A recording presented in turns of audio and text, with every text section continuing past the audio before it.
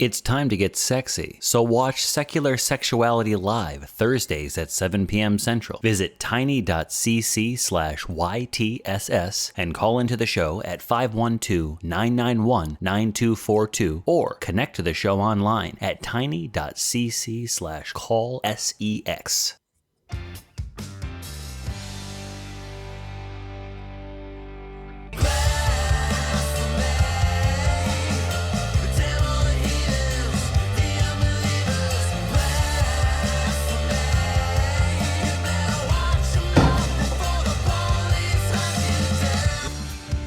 That's right, folks. It is time for another episode of The Nonprofits, the show where we discuss news and topics of the day from a skeptical humanist perspective.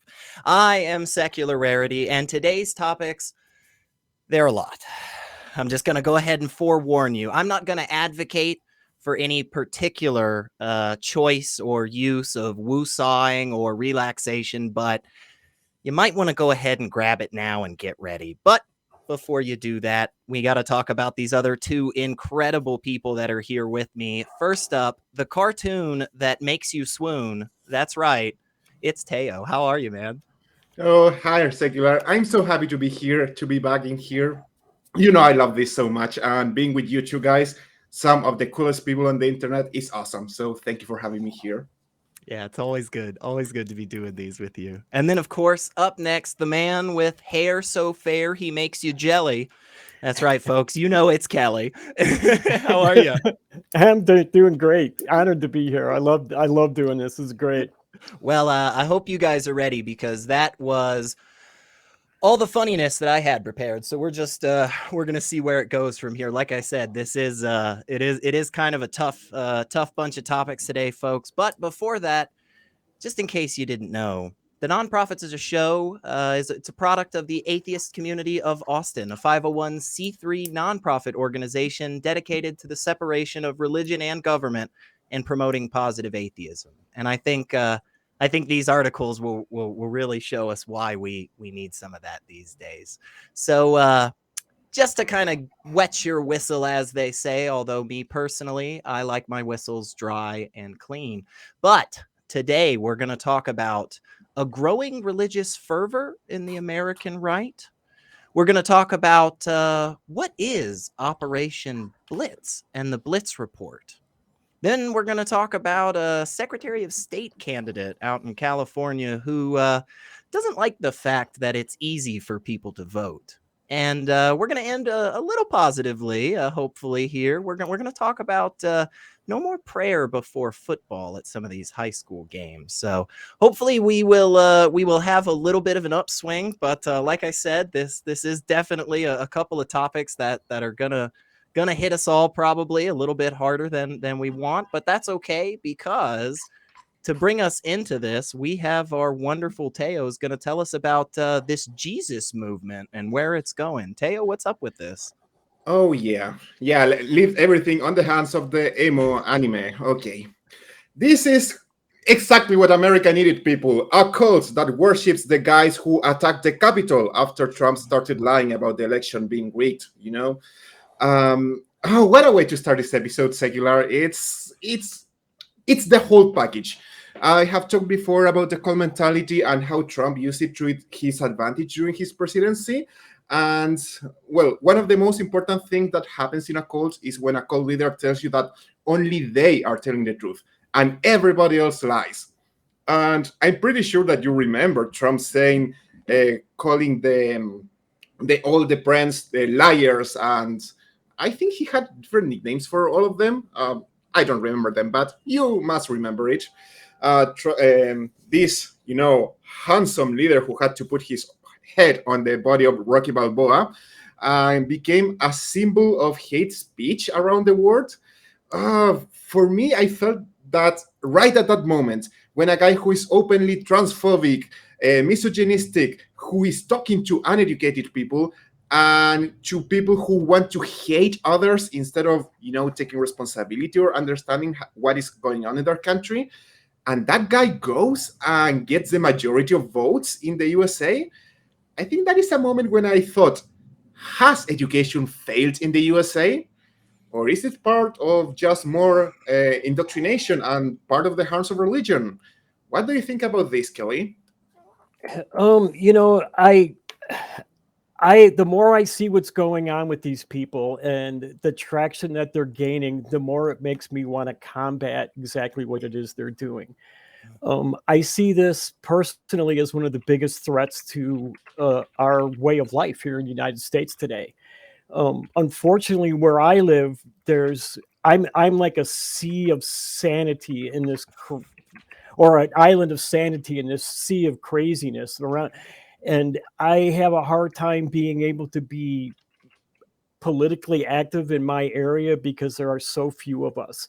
I once went up to a man who was screaming about tort reform in a Walmart once, and he had no idea what tort reform was. And I tried to explain it to him, and he actually tried to get me into a fist fight with him, so I had to back off. It was not something I wanted to do, and that's so. When I see these things, it makes me want to stand up and do something. And I don't feel like I can do something where I'm at. So I try to do things like this, where I can talk about it more and reach more people.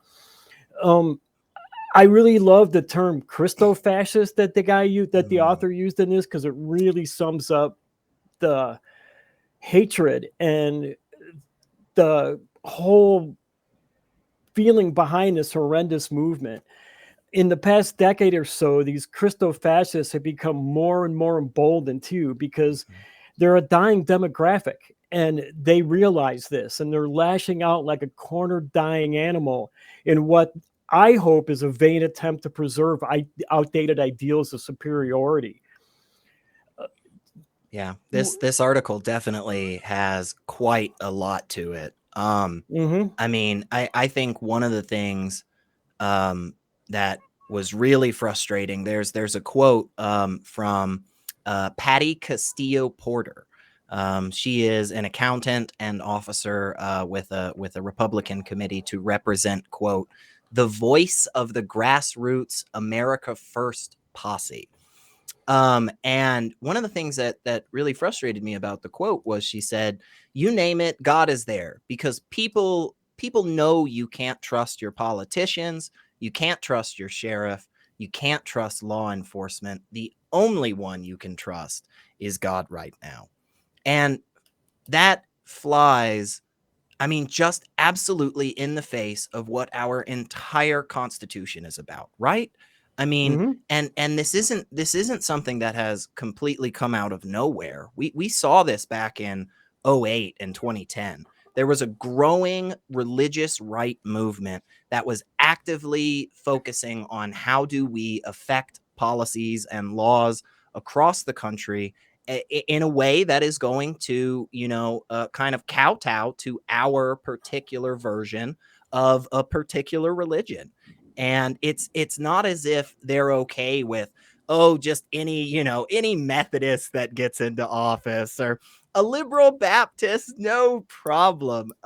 No, it is a very charismatic, evangelical, very specific type of religiosity. And I mean, yeah, you're right. Christo-fascist is it is a great term that I hope we hear some more people calling out. So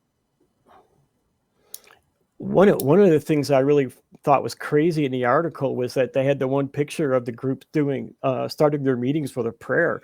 And I thought the idea that any political party would use religious prayer as an essential part of their philosophy is just reprehensible to me. I mean, they're just basically isolating a whole section of the American population and saying that we're not worthy of being represented, right? Right. And they're latching on to, sure, they're picking up with full stride and they're saying, oh no, this is about freedom. It's about freedom. We're so tired of the government overreach with all of these, pandemic, COVID, bills and legislation and restrictions. Except the funny thing is, they're not hiding it anymore. Sean Fredrickson, one of the organizers of one of the particular rallies that they were out, is actually saying that it's something deeper. It's not just COVID mandates.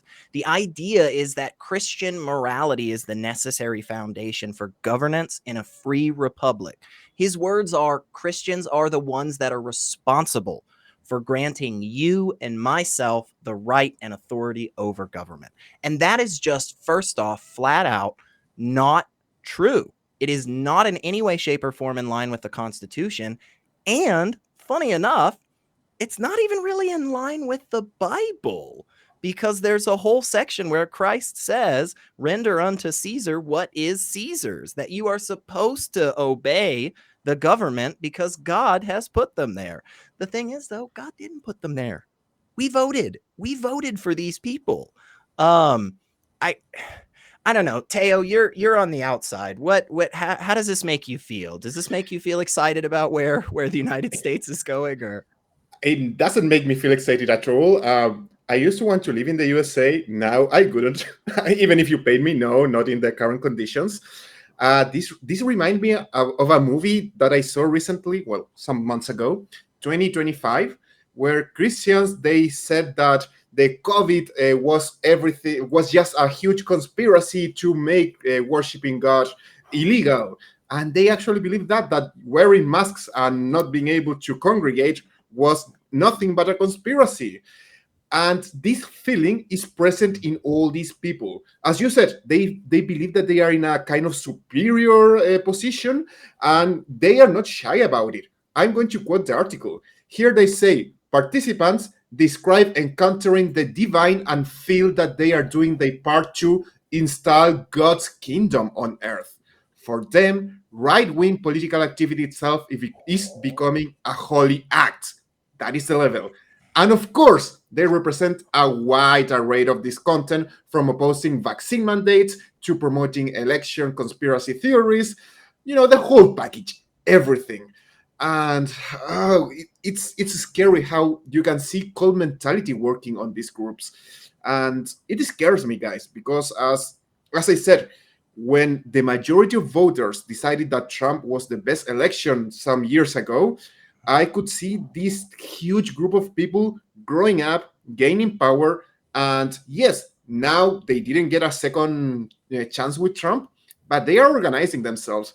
They are creating events. They are opposing the government. They are opposing basic health restrictions to stop this virus from spreading, and they are proud of it. That scares me.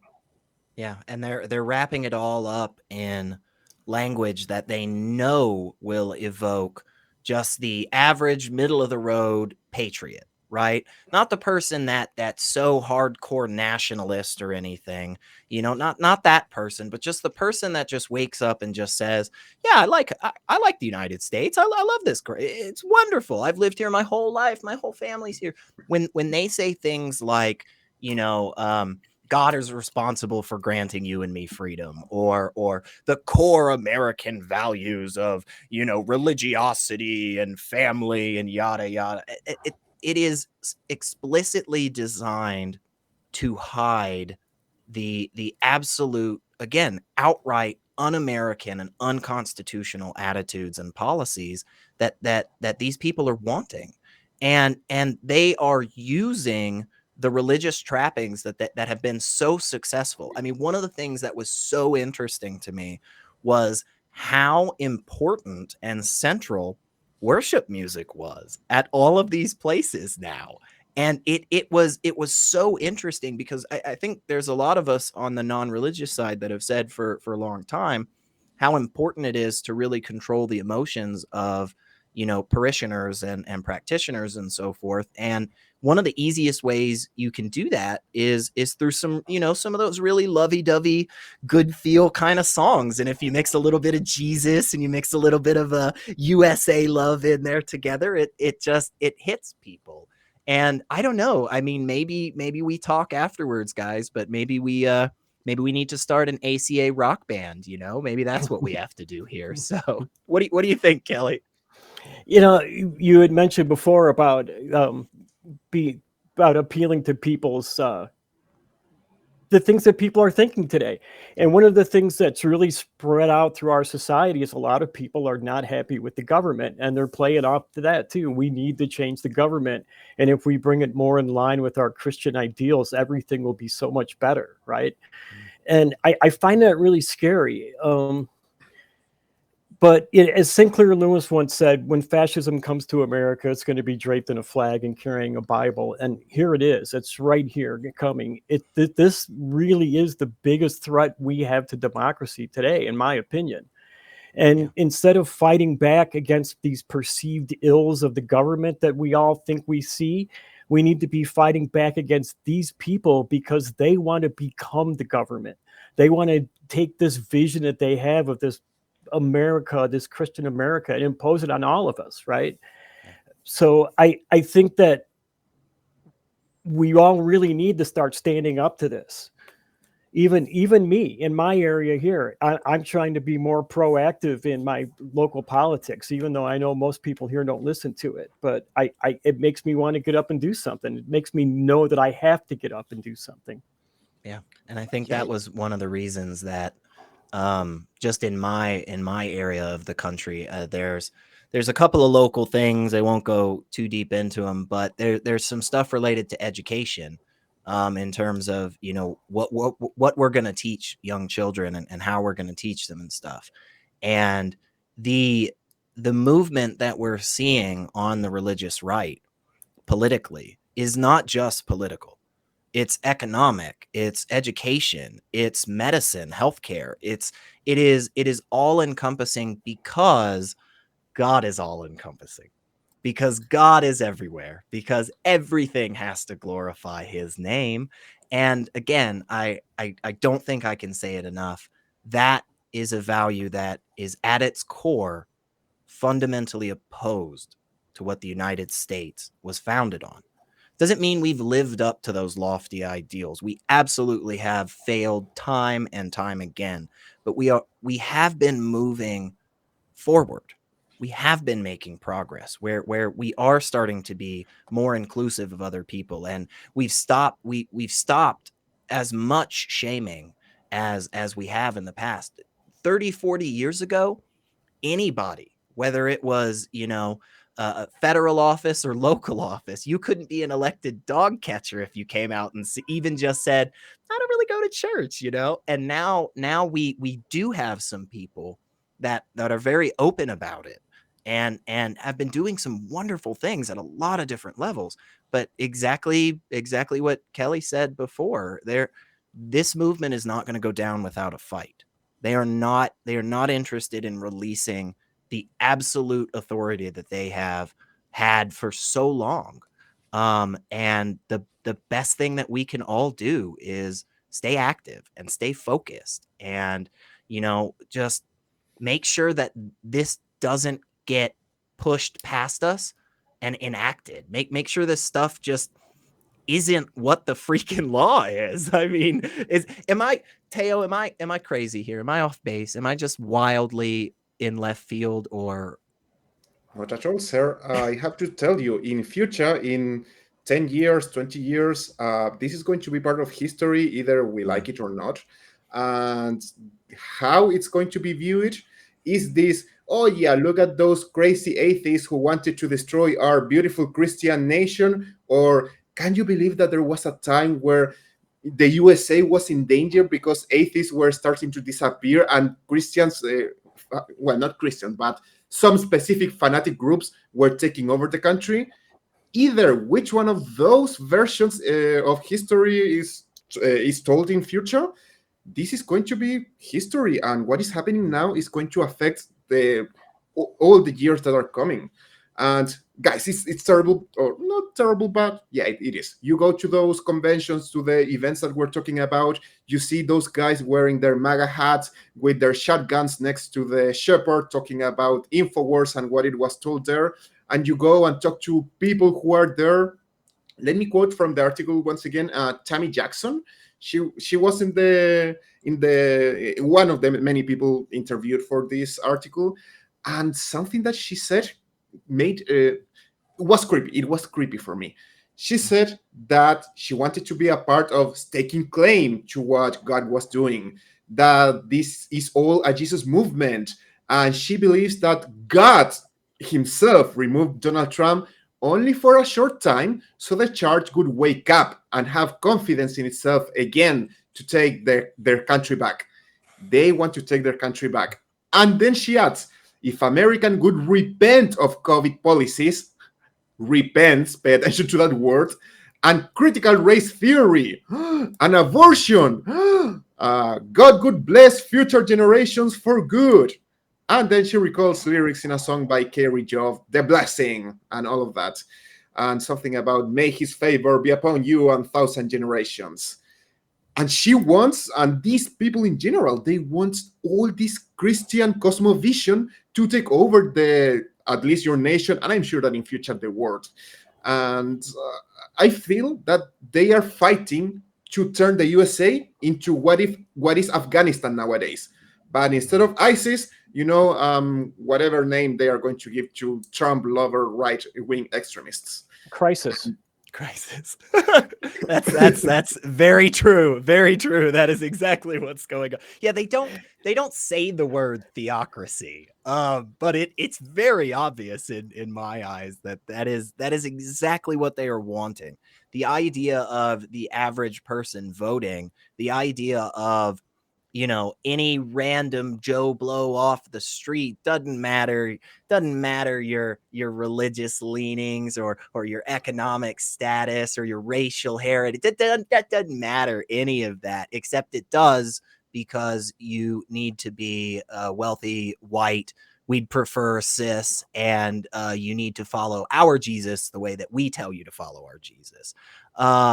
So yeah, this is definitely something that needs to be watched, and more than that, exactly what Kelley said. We have to be so focused on this and motivated to get out and take part and pay attention, because if not, more and more stuff like this is going to happen. But Kelley, what do you think to close us out on this one? Is this something that we can be hopeful about, or is there any upside to this at all? I want to, Teo brought up critical race theory, and I did want to mention that there is a racial bent to this movement too. The Public Religion Research Institute recently did a study in which they found 62% of the American population believes immigrants should have a path to citizenship, compared to 43% of evangelicals that thought the same way. And 55% of evangelicals in America believed in white replacement theory. So that's another part of another reason why we have to stand up against this, because they don't want to just make it a Christian America. They want to make it a white Christian America. Yeah, definitely not. Again, un-American, unconstitutional. And I don't think we can say the word Christo-fascist enough. So again, it's a doozy this week, folks. So bear with us. But before we're on a wild ride this week. Yeah, for sure, for sure. But before we move on, let's take a quick moment. I want to speak to all you viewers at home, and I want to just say, hey, thanks so much. Because of your dedication, we have now made it to 10.6 thousand subscribers. So if you're watching us now and you haven't subscribed yet, it's cool. It's fine. We get it. But, do it. Go ahead. In fact, I have just been updated. We got an extra 0.2 in the time that I was talking, not in the time that I was talking. Okay. Well, okay. So, 10.8 thousand subscribers is where we're at. So thank you absolutely everyone out there for hanging out with us. And just remember, go ahead. If you're not subscribed, just subscribe, hit that like button, ring the bell. And then that way you're never going to be confused about when the Nonprofits airs. Sundays at 3 p.m. Central. But after that, it's pretty quick, pretty easy. There's another little button. You just share the link out of the channel and this episode, or your favorite episode or clips. They post clips every other couple of days, y'all. You should go check those out. I don't know if you knew that, but friends, family members, strangers, maybe your dog has a YouTube page. Why not? I mean, maybe your dog needs to know a little bit more about the separation of religion and government. We all do, but that is super helpful for us with getting those fundraisers. So make sure you are out there hitting the likes, subscribes, ringing the bells, and sharing the links out. And then finally, did you know that the atheist community of Austin has another YouTube channel? That's right. We do. Check out the Atheist Experience Network, a channel where you can find all of the ACA shows in podcast form, so you can just hear our sultry and beautiful voices instead of looking at our absolutely wonderful and lovely faces. And you can just subscribe at tiny.cc/AEN podcast to listen to all of the incredible episodes of the nonprofits, the Atheist Experience, Secular Sexuality, Truth Wanted, and all of the awesome ACA shows. So don't miss a single episode, because you don't have any excuses anymore. At this point, you're out of them. So get on that, folks.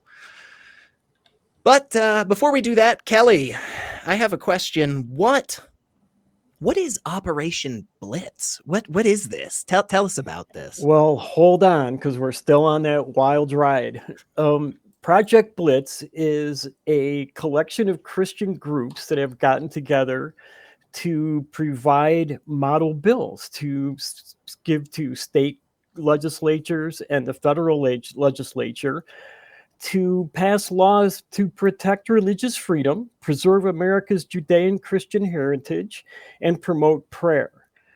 A big leader of this, it was actually created by the Congressional Prayer Caucus Foundation, a group you're probably aware of.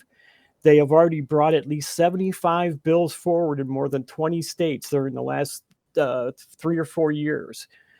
And these are the people who are, when we were talking about in the last segment, the people who wanted to take over the government for Jesus, these are the people that actually are taking over the government for Jesus. So this is a really innocuous program to wrest control in the name of Jesus and away from the Constitution of the United States. So I'm going to ask Teo, what do you think? Ooh, okay. Okay. I have to say, when I was reading the articles, I started with the previous one, and then I went here to this lovely article from the Guardian, and the first thing that I read is, since Donald Trump became president, right-wing groups are helping flood state legislatures with bills that promote hardline Christian conservative views. So please give me a freaking break. Guys, this just is a huge snowball that continues and continues. And this is making me think that having Donald Trump as your president was one of the worst things that I've seen happening in the USA. I don't know, Secular Rarity. It's your country. You should tell me about this. Yeah, this is Project Blitz and the CPCF and the American Legislative Exchange Council. These are groups that aren't hiding just the flat out BS that they're interested in pushing. And what I mean by that is there's actually video footage in a state house where a member is proposing a bill that basically is calling for the erasure of LGBT individuals in that state. And one of the other people on the subcommittee just straight up says, Congressman, is this a bill from Alec? And the guy's like, no, what? No, I wouldn't do that. Why are you even asking? And then the subcommittee member that was questioning just literally holds up the page, and there's a freaking watermark on it. They literally just cut and pasted every place that it said one state name and just put the other state name. They're not hiding it. They don't care about making this something where it's completely and totally obfuscated. No. And I really do think this quote sums it up. It is a Christian supremacist agenda. The idea that God intended and mandates Christian to lead and control the United States for the religious vision that they hold and the policy implications that flow from it. Plain and simple, people. And if you're not noticing the theme, if you're not catching on just yet to the tune of this episode, please perk those ears up and pay attention. This is something that has been talked about for a few years now. It was 2018 when we first started getting reporting on Project Blitz. And that work took years for these individuals to gather and get out to us. And now it's here and it is open. And again, they aren't shy about it.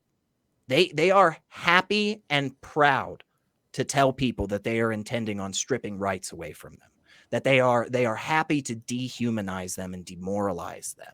Again, this is Christo-fascist. This is un-American. This is not at all anything that is in our Constitution. What this is exactly what I just said, a Christian supremacist agenda. And it really just is terrifying.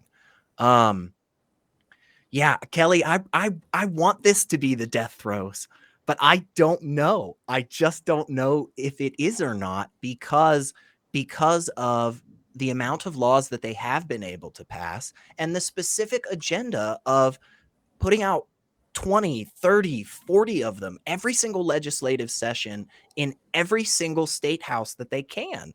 And they are there's a couple of them that are literally even quoted as saying it will be like whack-a-mole for them to stop us. I mean, it's just I might need to stop before I talk about whack-a-mole too much, but oh man, Kelley. Well, I've got a few ideas that maybe might help us on our side. Help us out. One of the things actually that Project Blitz has said about themselves is that they seek to protect the free exercise of traditional Judeo-Christian religious values and beliefs in the public square, and to reclaim and properly define the narrative which supports such beliefs. They're not just trying to take over as Christians, they're actually trying to define what it means to be a Christian. And as a result, a coalition of 43 different religious organizations, including the National Council of Churches, have issued a statement directed at state legislatures, opposing the project. And now there's that old saying, an enemy of my enemy is my friend. And here we have these people that we would normally not want to associate with, but they are our ready allies to help us fight some of the most extreme parts of what has become this toxic vision of an American theocracy. So there are people on our side. We just need to go out there and build a bridge to make them understand that we are their allies and not their enemies when we fight a common enemy like this, right? And there are groups on the other side of the aisle. Before you lose all hope of winning, we do have people on our side. There's groups like the Ballot Initiative Strategy Center and the State Innovation Exchange. And they're out there combating these bills and producing their own with a much more liberal view of what this country can and should be. So I encourage people to go out, educate themselves about all the groups on both sides of the aisle and support one. You know, go out, give them some of your time. Try to support. I'm not telling you who you should go out and see or support, but educate yourself, because you're probably going to find somebody that has the same ideals you do, and people that you can work with if you're really worried about combating this problem. Yeah, because again, this is not.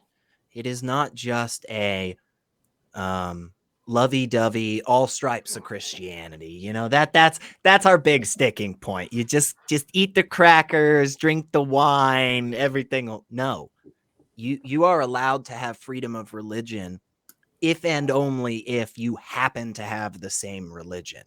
And let's not forget that one of the biggest achievements that individuals that are proudly beating their chests about Project Blitz and their stake in it.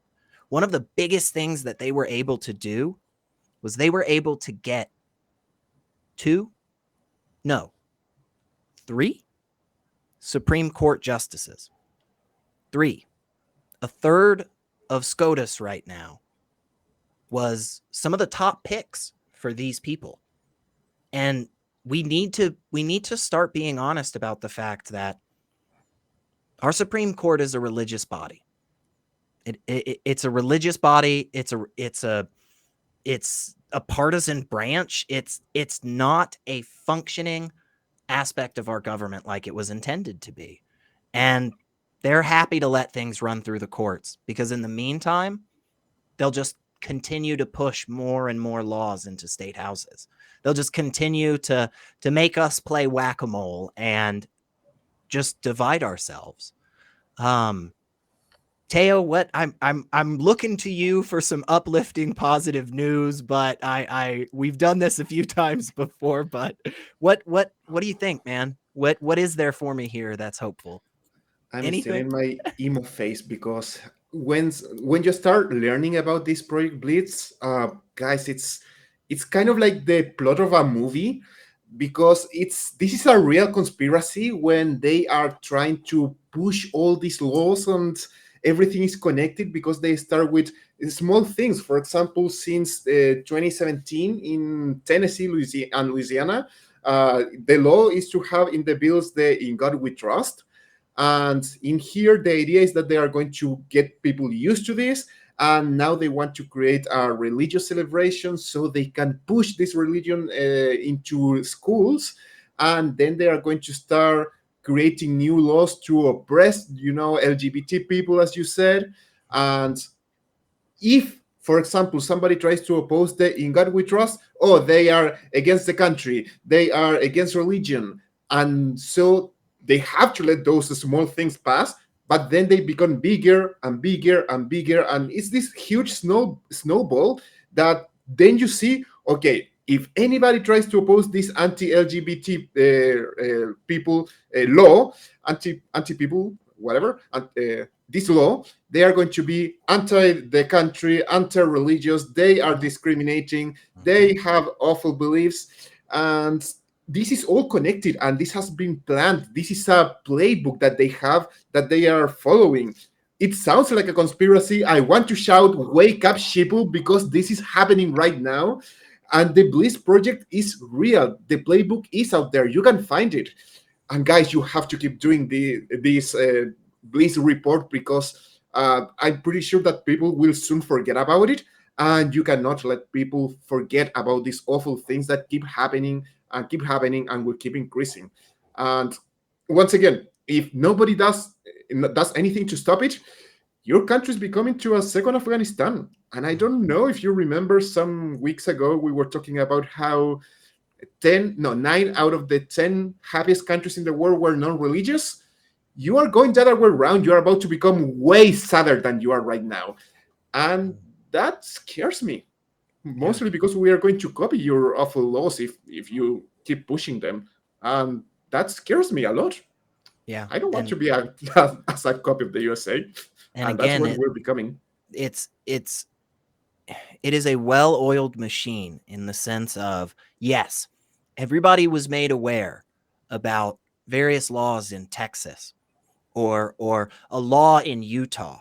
And that's awesome that people are paying attention and people are outraged by the garbage that they are seeing organizations like this try to get enacted as bills. But did anybody hear about the Tennessee law that passed 3 years ago? Did anybody hear about the law in Tennessee that said, oh, no, trans kids can't play sports? Or, oh, no, we don't think you should have an abortion ever. And that is exactly what they are doing. And you absolutely hit the nail on the head, Teo. This is something that we hope to keep highlighting and make sure that, at the very least, the viewers here are going to know about the more crap that they are putting on us. And trust me, they are shoveling it right now. And they are just, I mean, this is a catapult full of shit, y'all. I mean, they are just slinging it around as much as they can, and it is absolutely getting on everything. But Kelley, I think I really liked your point. We have to focus on some of those folks out there that, you know, may not take that anti-theist stance, or may not take that none stance, right? Hey, maybe you're not an atheist, you know, maybe you're Episcopalian or Presbyterian or whatever, but there are a lot of people out there that you're about to be affected by these too. You're about to be hurt by these demonstrably, and we just can't let that happen. We have made too much progress in this country to allow this to go unnoticed. And again, if this is the religious right in this country doing everything they can to hold on to that power, I think we need some of that tenacity and fire on our side. Kelley, what I'm looking for any hope here. What do we have? Do we have something to get us through, or what? You know what? Like I said, we just really need to get up. One of the things we got, that the midterms are coming up. Go out and vote. I'm not going to tell you who you should vote for or what issues you should vote on. Educate yourself to who is running. Educate yourself to the issues that matter today, and vote. It's really, really, really important. You need to vote, because the people who are running Project Blitz, the people we talked about on our first segment, they're voting. Yeah. And we need to go out and vote too. Yeah. So, and just a reminder, this is the same group base that was pushing anti-Sharia laws just a few years ago, ironically enough. Yes. What's that hippo? Hippo. I don't know. The word will come to me, I'm sure, one of these days. Yeah.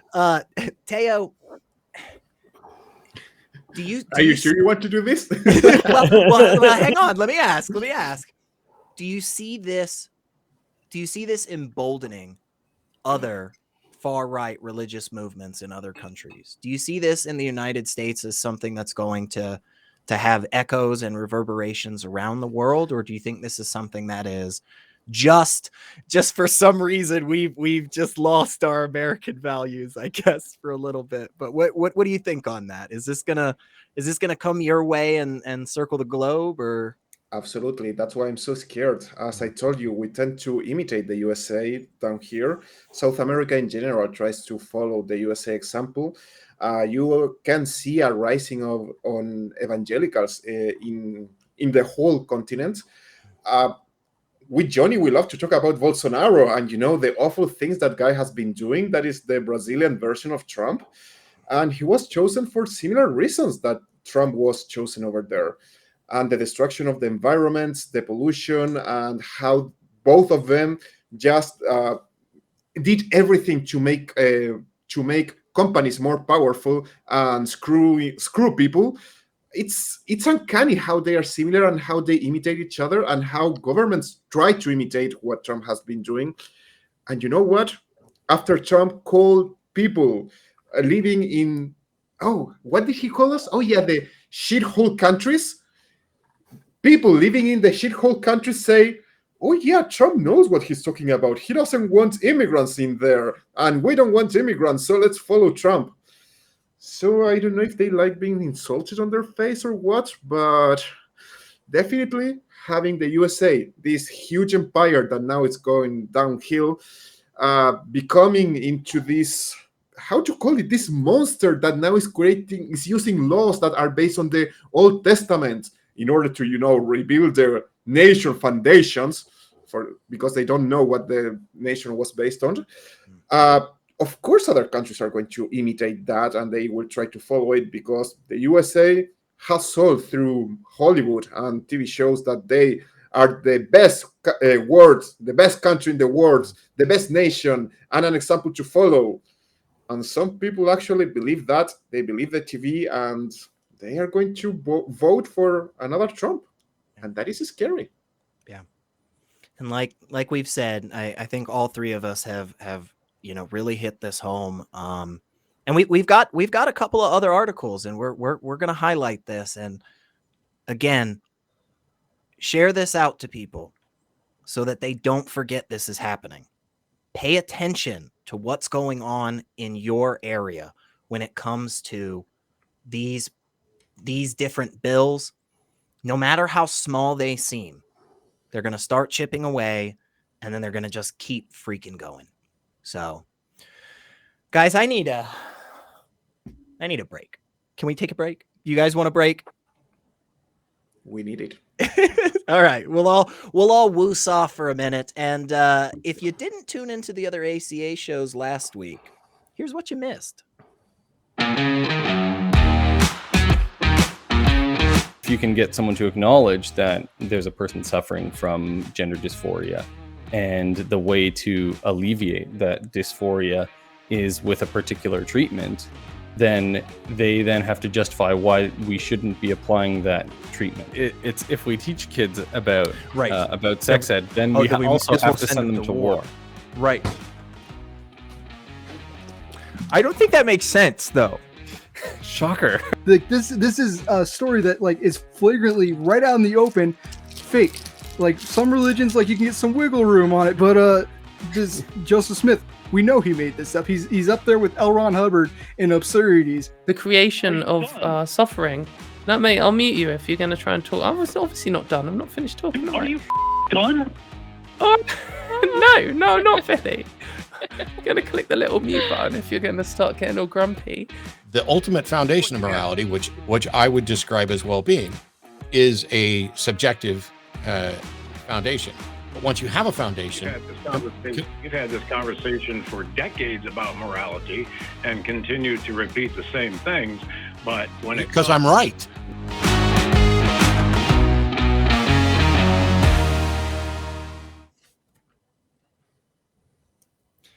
And we are back, and we are all rested and relaxed, still focused, but maybe just a little bit better. But we're about to bring that ire back up because I have to tell you about Rachel Hamm. So this is a GOP Secretary of State candidate out in California, and I'll just let her speak for herself. She says, quote, "My views are a little bit controversial when it comes to voter registration."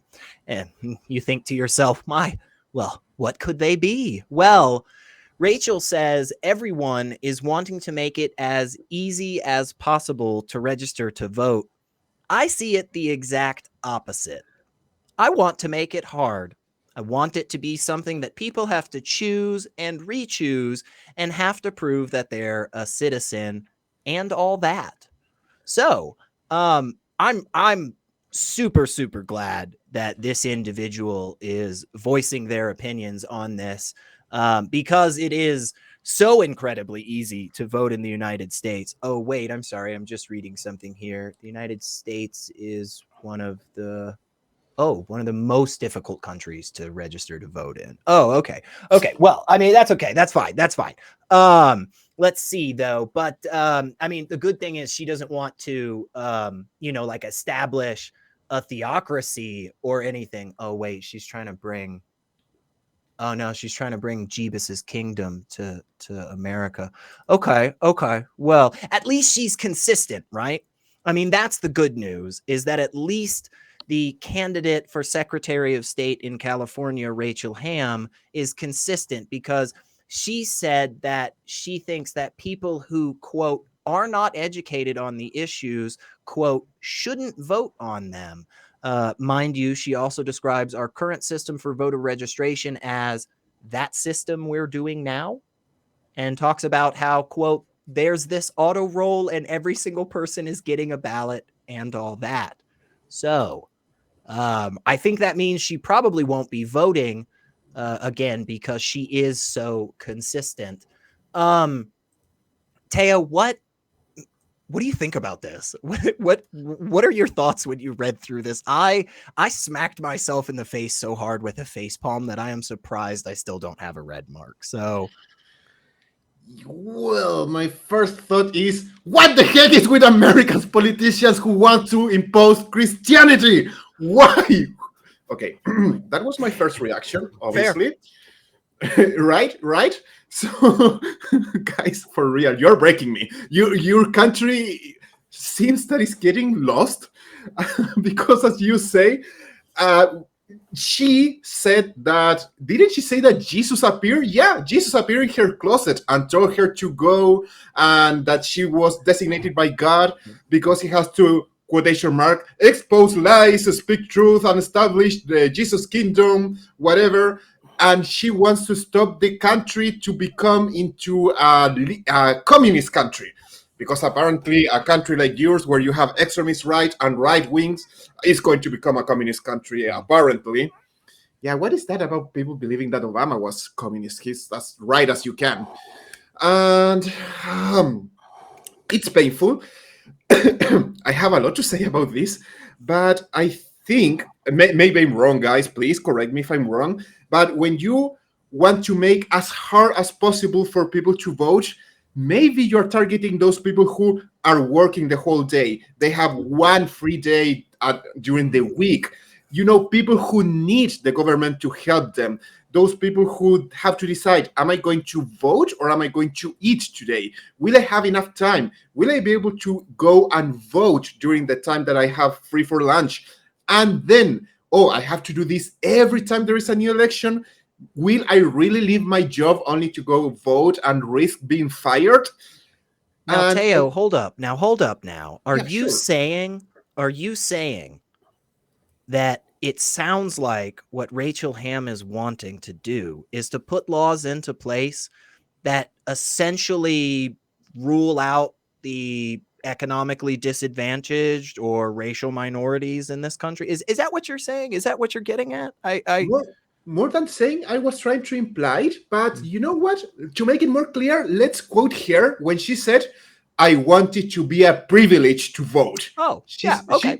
She's not even shy about it. Yeah, well. It's like she wants citizenship to be like, you know how it was in old Greece, right? Oh yeah, citizen is only the person who has enough money to buy land and to have slaves and all of that. Was it to have slaves? I'm not sure. But only rich people, those were the citizens. And it looks like she wants people who have to work all day long, who have a hard time doing all these type of things that, you know, the guy who has had a cavity for 6 months in one of their tooth because he was not able to leave job to go to a dentist, not only because he cannot leave his job, but he doesn't have the money to pay for the dentist. Like kind of those people who can never do stuff because they are too busy doing, you know, stuff to survive. Yeah, like she wants them not being able to vote. And I wonder why. Why could somebody want poor people, the working class, not to vote? Any Kelley, idea, guys? Help us out on that. Why would she want that? Or somebody want that? Weird. Why would that be the case, do you think? I think it would be so that she could bring into power these people that are trying to pass these bills through Operation Blitz, I think. Yeah. You know, one of the things that got me about this woman was that she actually thinks that everybody that isn't a right-wing evangelical Christian is a communist, you know? I mean, look out. The ghost of Lavrenti Beria is going to come and snatch your children away from you. It's crazy to me that she even thinks like this. And she's not just trying to make it harder to vote. She's actually keeping a certain group of people from voting. She even says people who are not educated, right? So she's not even dog whistling. She's coming right out and saying it. It's unbelievable to me. Yeah. And the whole idea of making it harder and harder to vote is moving in the opposite direction of democracy, isn't it? I mean, shouldn't we be making it easier to vote? Yeah. I remember when we destroyed Iraq to bring down Saddam Hussein, and we oversaw their first free election in decades. Yeah. And because they didn't have the record keeping system that we have in America, they instituted a system where you went and voted and you stuck your thumb into a jar of purple dye. So if you went to vote again a second time, you would stick out like a purple thumb, right? What's wrong with doing that here in America? What's wrong with doing that right here in the USA? Nobody would even have to register. You wouldn't have to do anything. Just hold your thumb up when you go in to vote. Yeah. And now I know what I'm about to say is anecdotal, people. I know it is. But let me just tell you a story. See, I'm down here in Tennessee. You know, I'd say, you know, just at first glance, you look at someone like me and you'd say, yeah, this person would probably, without knowing anything more about me, would be like, that guy's on my side. She's wrong. But I have about 5 friends my age, all real similar to the way that I look. Not a single one of them has updated their voter registration, and they have moved 6 times since that address on their voter ID card. They do not care, and neither do the people that are checking them. So like, hey, maybe look at some of your own camp there, Rachel. First, we had people vote twice. It happened, but like 4 people. Like, we're really, really good when it comes to elections, folks. Like, this is not something that we just started doing yesterday. Our country has been doing this for a really, really long time. And we have really robust systems in place to make sure that when people are voting, we know who the heck they are. It's not just a crapshoot. We're blind, just randomly picking out a person and like, hey, is that Joe? Did Joe vote for, who'd he pick? This is something that we have in place. We have registers. We have freaking addresses and social security numbers. It's not like you can just shave somebody's beard or cut their hair or put a different set of clothing on them and just send them right back in. And this is exactly what Kelley was saying. She's not hiding it. She's very blatant. If she thinks you're not smart enough, you're not going to get to vote. If she thinks you're not religious, right-wing, her flavor of Christian enough, you're not going to get to vote. Because again, this is a play from Operation Blitz. This is a play from that. It's just, I don't know exactly which page, but if it isn't page 1, it's page freaking 2. Teo, I don't know. Is there anything hopeful? Is there anything good here? Is there? Well, we're depressing our thinking, viewers. I was thinking, I will try to cheer you up. Does she really want to make it hard for people not to vote? Because as you said, this is going to backfire. The type of people who decided to vote Trump, are you sure that they are the most educated people who will be trying to change their voting thing and all of that, and that their main their main goal is going to be paying attention to when they have to re-register it again? Maybe, just maybe, if she achieves what she wants, you know, those people, maybe this could sound familiar to you guys, but there have been people who have been protesting and marching in the past in order to be able to vote. Yep. And you know what? Maybe if they see that their rights are going to be taken again, they may want to try to rebel and fight for their right to vote. While the comfortable Christian who had always everything handed to them in a silver, oh damn it, Platter. En una bandeja de plata, because I forgot the word in English. Sorry. Platter, silver platter. Thank you, sir. Thank you so much. Yeah. And that was the Spanish moment of today. Well, you sure? Oh, yeah. Just let me finish. Are you sure they are going to vote? Secular, back to you. Well, I was just gonna say, I think it shows the insecurity of an individual trying to push an idea. When if I call 100 people into a room and I say, hey, I've got an idea, but we all got to vote on it, and you know, if 51 people agree, then you know, if more people agree than disagree, we'll go for it. And then I just start picking people out of the crowd and say, oh no, you can't vote. No, you don't get to vote.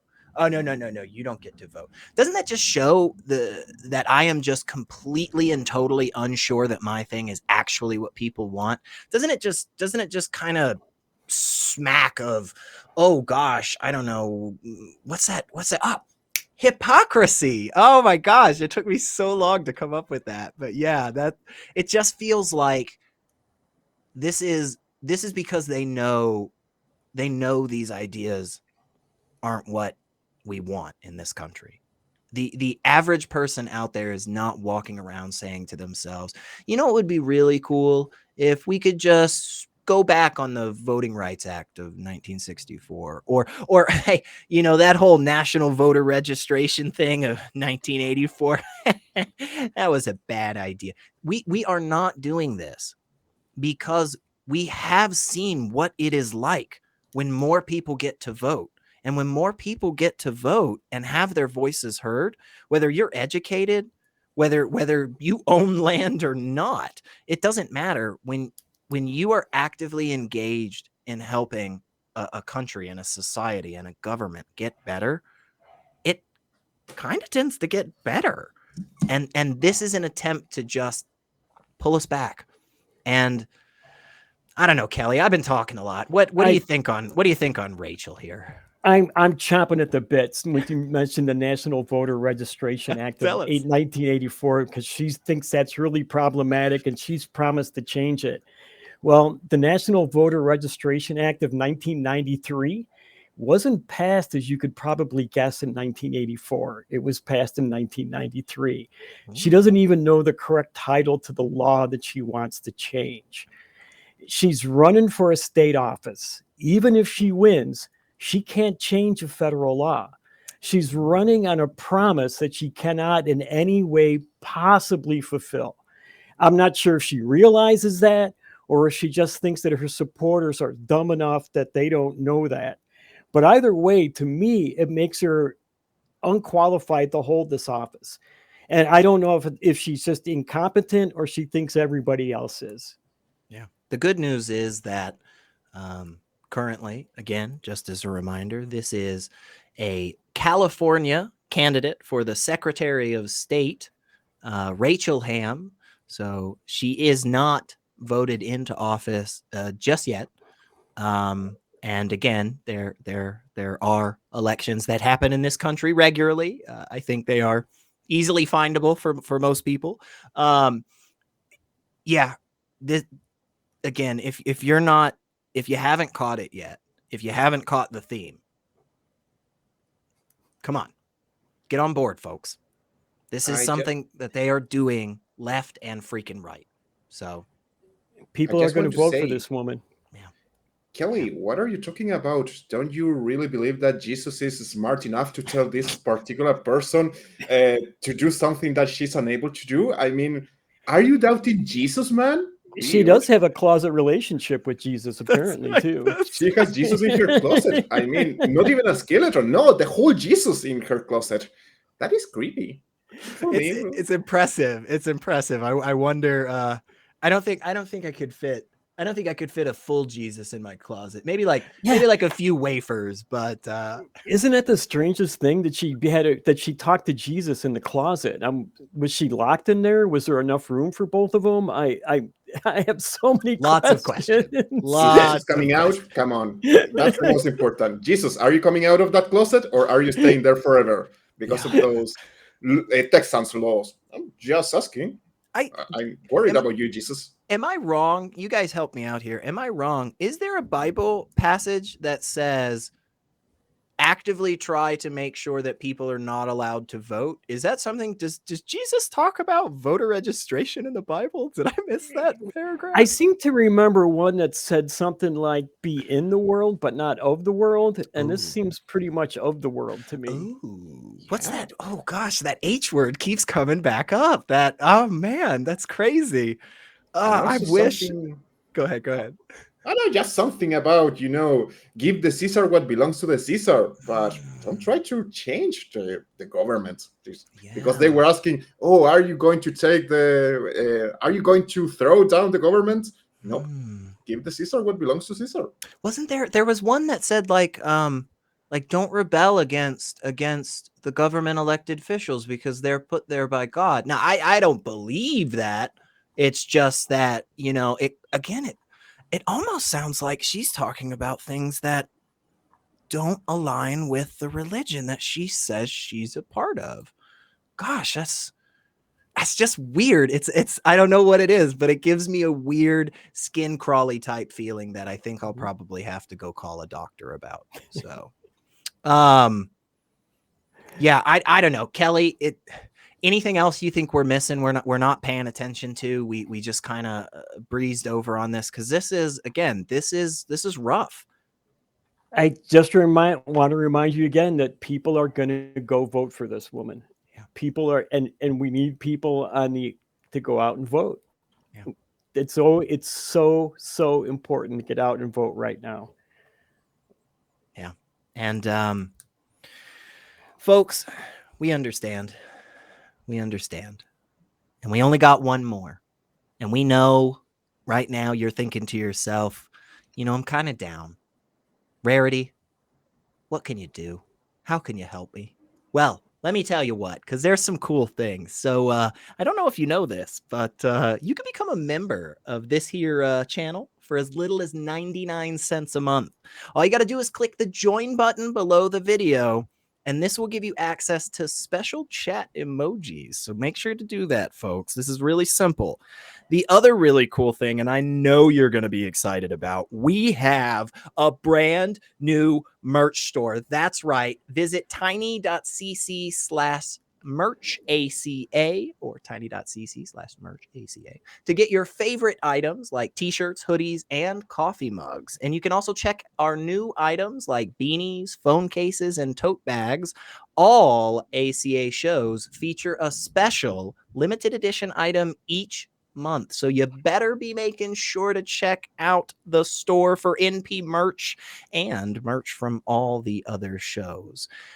We try to make it easy here for you folks. So it's just a couple of clicks of a button and maybe a scroll or two. You have to scroll sometimes. But that was I liked that. Y'all like that? I like that. I'm excited for new merch. I need some other t-shirts. But we have something else, and we know we've been a little low today, but I think there's a little bit of happiness here that we can end on a bit of a high note. Teo, our resident emo cartoon, what is going on in Alabama? Well, only to say that you are wrong. Now I'm the happy guy because after the last part, I'm kind of getting energized after we were talking about poor Jesus coming out of the closet. So yeah, even despite you having like 3 different instances where politicians are trying to brainwash the whole country into Christianity, now we have finally a step on the right direction. Finally, some good news in here. So I'm kind of happy about that. But before we go there, guys, I have to say I got deceived because the article said no more prayer before football in LA. And I thought, oh, football, finally something that I can talk about. I can say I don't like football because I'm the worst Latino ever. But then I went there and it was just about that thing, that rugby thing that you Americans call football and you play with your hands. Why do you call football soccer? What's wrong with you people? Okay, but that's beside the point. You will answer for those crimes later. The important thing is, finally, the Jefferson County School District in Alabama has agreed to stop broadcasting a Christian prayer over the PA system at the start of school-sponsored football games, an event after a parent complained to a national nonprofit. You know this one, FFR, Freedom from Religion. Do you know her? Have you heard about those guys? They are kind of awesome. And yeah, this nonprofit that works to promote the separation of church and state. So finally, things are starting to go into a good direction. It's not only this constant push of religion being forced onto people. No, now finally somebody is doing something, and it has been stated that, quoting the article, everyone should be allowed to participate fully and be fully members of their school and just go enjoy a football game on Friday night without having to worry about religious implications. Because this prayer at the starting of each one of these things is pressure. We know that they are pressuring people into becoming Christians and to forcing this idea of, this Christian country and all of that. So this makes me happy because even though despite yeah, later we will talk about something else. But for now, the initial idea that freedom from religion is finally being able to help in these ways and to make important changes like this makes me happy. So I'm finishing this into in a kind of happier way, less emo, more positive, optimistic. Let's call it optimistic. Yeah, cautelosamente optimista, if you get my Spanish. So, yeah, Kelley, do you have something to say about this? Well, thank God for the FFRF. Ha, see what I did there? I'm not even sure how they even got away with this, since the Supreme Court ruled specifically against school-sponsored prayers at football games back in the year 2000. I can only think it's because of the complacency of the population of the area, that nobody cared, that they were all good with this, right? So nothing ever changed.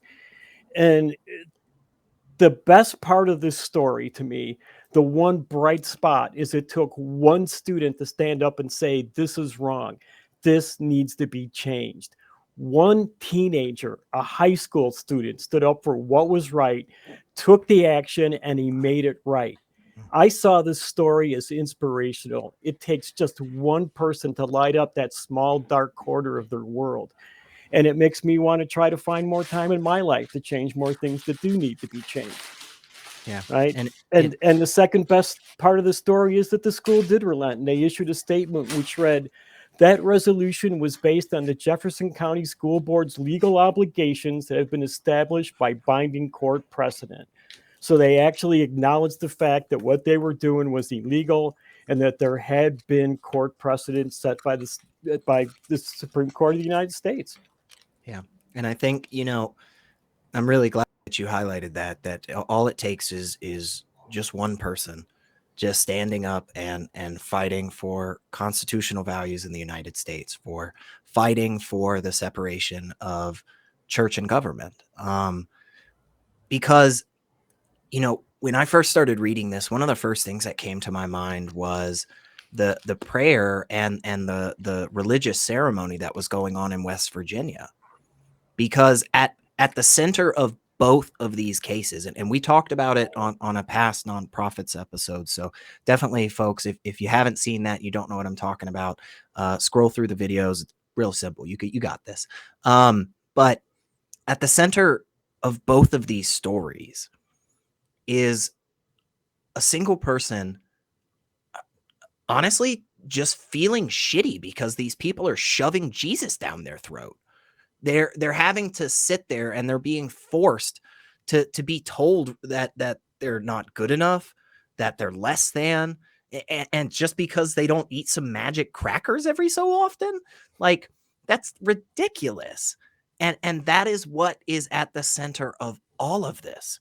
At the center of all of this is more marginalization and more othering of people, more trying to put one group and one ideology on a pedestal in the light with beautiful gold tassels and everything you want, and the rest of you can suffer. The rest of you can just suck it the hell up because, if only you had God on your side.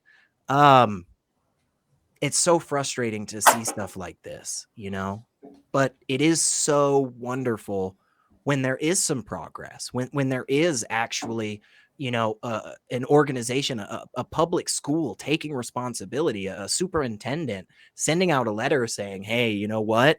This one was our bad. I don't have a problem.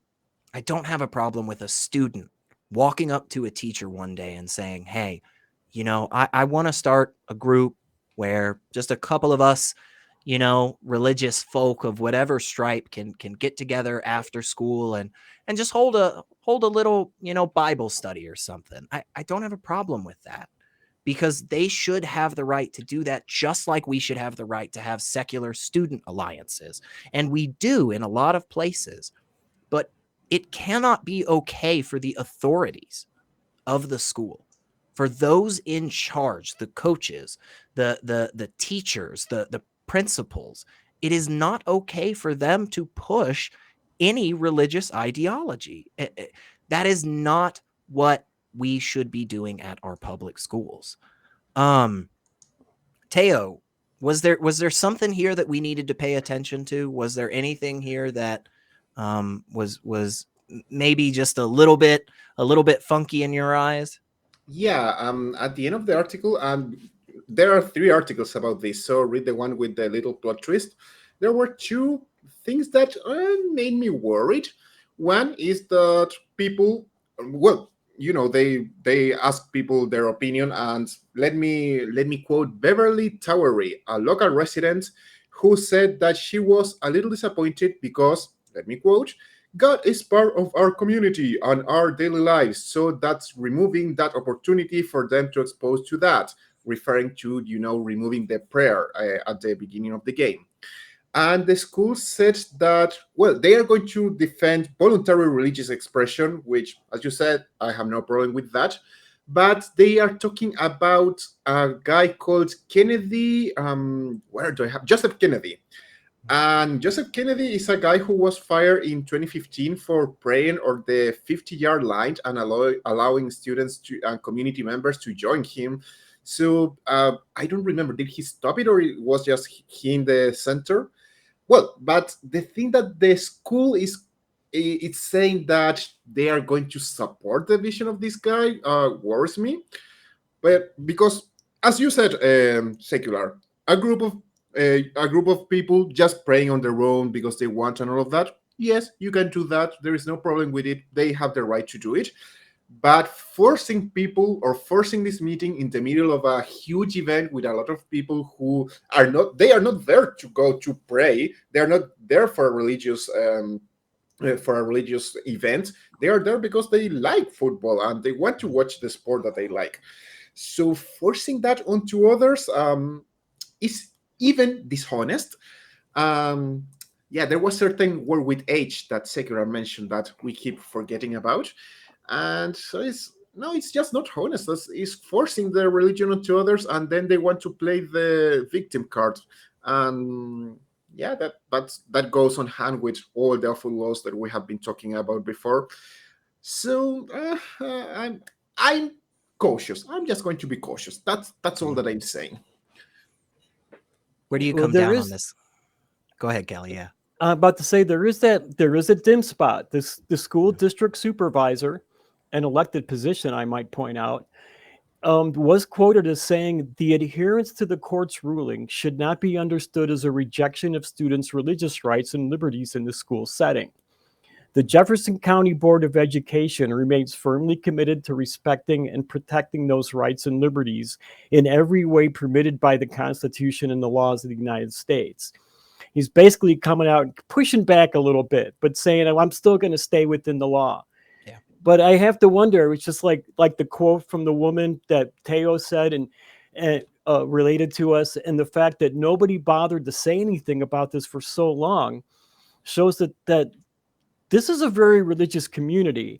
And I have to wonder if he made this statement just as a platitude to that religious community that's, let's face it, it's the bright, shiny buckle of the Bible Belt, Alabama is.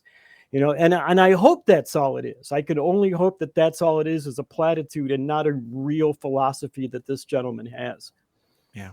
Do you think, Kelley, do you think this is kind of like what you were talking about earlier, a moment where those of us on the atheist, secular, humanist, non-religious, is this a moment where we should take the opportunity to reach out to those that aren't exactly in our camp, that are a part of some religious community or organization, and kind of reach out and say, hey, join us? And how would we even do that?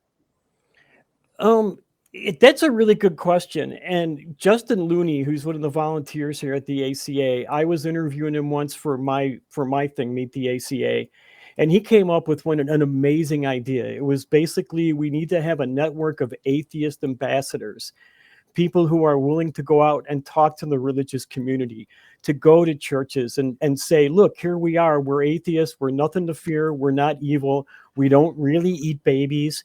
And be an ambassador to bridge that gap, to create that understanding between us and potential allies, to blunt this horrible Christian sword that they're beating us with. Yeah. Yeah, I think that is really, really well said. And absolutely, I agree. We have to take an opportunity like this to be able to say, look, Hindus, uh, Muslims, here, they're not going to be praying your prayer. And we think you should have the right on your own voluntarily. If again, we've all said we think there's absolutely no problem with a student themselves saying, "Hey, coach, I'm just gonna take a minute. I'm just gonna run over here. I'm gonna pray my thing. I'm gonna do my stuff and whatnot. Hey, no problem. Just don't shove it down our throats, and don't force people to feel like crap simply because you tell them that they are, because they don't believe in your fairy tale." But Teo, wrap us up on this. What do you think? What's the bright line? How do we walk out of here happy and excited and focused to do more? You really think I'm way wiser than I really am? I'm just thinking about Kelley's idea. Well, whose idea was it? The ambassadors, the atheist ambassador? Justin Looney, he answers the emails here at the ACA. Amazing. Justin, you're awesome. It's a great idea. Of course, we are not going to go like Jehovah's Witnesses going door to door, but it's a very good idea to show ourselves to the community, well, in any way that we can, because I've heard of atheists who cannot show their faces. Can you believe that? It's terrible. So, yeah, showing the world that we are real people, that we are not Satan worshippers, that we can work together, explaining why the state and the religion should be separated. They shouldn't be mixed together. I mean, it's awesome because you show people Afghanistan, how people are suffering in there, what is happening at that place, and they don't realize that their religions are trying to do the same in their own countries. And it blows my mind. It's for me, it's crazy. I for real, I do not understand how people don't make the association. So I guess we need more activism, more of this thing that we are doing in here, and show the world that atheists are just regular people, and that when religions are trying to take over one country, well, that is going to suck for all other religions, and also for the lighter version of those religions, because they are never going to go with the light theocracy where, oh yeah, let's follow some of the things that Jesus said, but this thing about slaves, let's omit it. No, they are going to go with everything. I'm not saying that slavery is returning, but according to the Bible, it should. So I don't know. Read your Bible, people. There are a lot of things why you shouldn't follow your Bible. So pay attention to it. I think you said something really great there, which is let's make sure we're out there and we're connecting with people and we're showing people that being an atheist is normal. Being somebody that is secular is normal.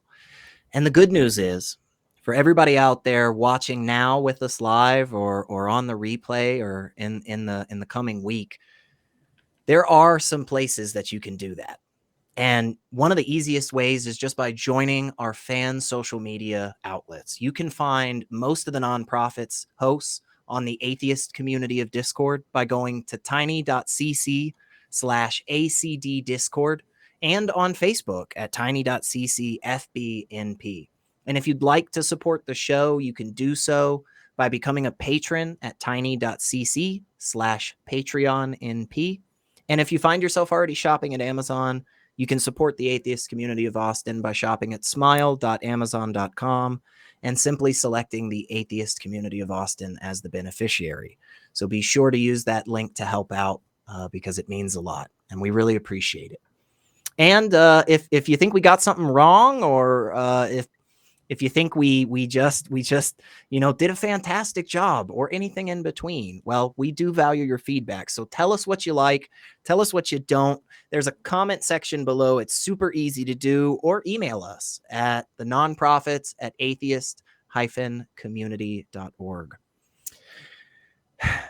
There was a lot to this, wasn't there, guys? There's some bummer stuff, but I think the key theme is to stay focused and know that any regress, any backsliding that we see, the only reason we're able to see that backsliding is because we're so focused on the progress that we have made and the progress that we want to keep making.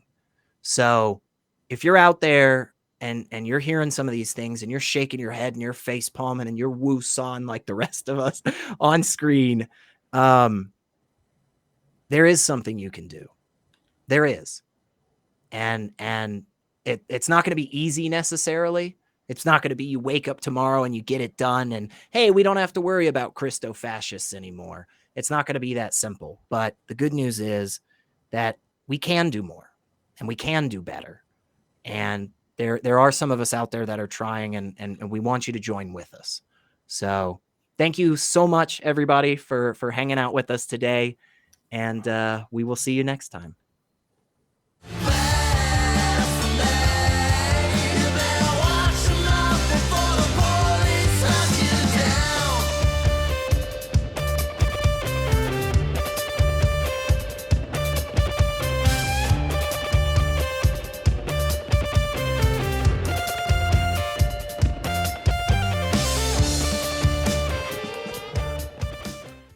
Watch Talk Heathen live Sundays at 1 p.m. Central. Visit tiny.cc/YTTH and call into the show at 512-991-9242 or connect to the show online at tiny.cc/callth.